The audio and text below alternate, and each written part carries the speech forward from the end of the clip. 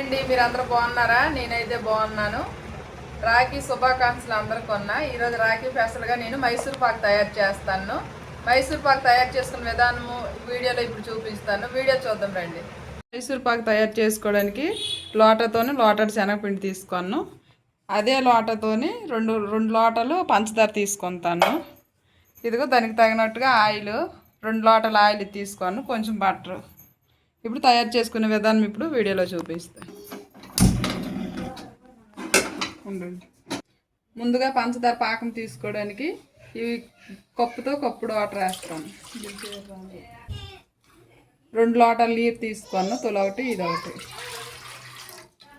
ఇదిగో లోటతో లోటడు పంచదార మరొక లోట వేస్తాను.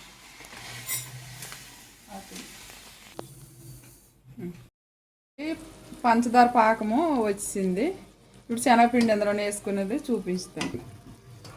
శనగపిండి ఆ పాకంలో అలాగా కలుపుకొని వేసుకుంటుండాలి.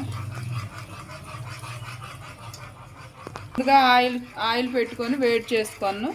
ఆయిల్ అలాగ సిమ్లో నుంచుకొని వేడి ఆయిల్ ఇందులో వేస్తుండాలి. కొంచెం యాలకుల పొడి వేసుకున్నాను. ఇప్పుడు మరుగుతున్న ఆయిల్ ఇందులో కొంచెం వేసుకొని కలుపుకోండి.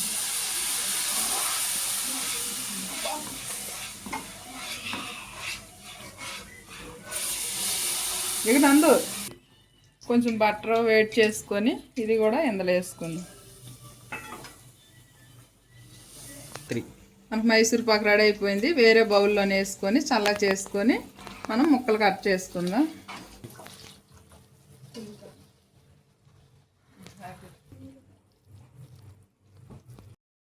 మైసూర్ పాక్ ఏదంటే ఇలా రెడీ అయింది. నేను చాలా పెద్ద ముక్కలు కట్ చేసుకున్నాను. మీకు నచ్చితే లైక్ చేయండి, షేర్ చేయండి, సబ్స్క్రైబ్ చేయండి. మీకు ఏదైనా డౌట్ అయితే కామెంట్ చేయండి.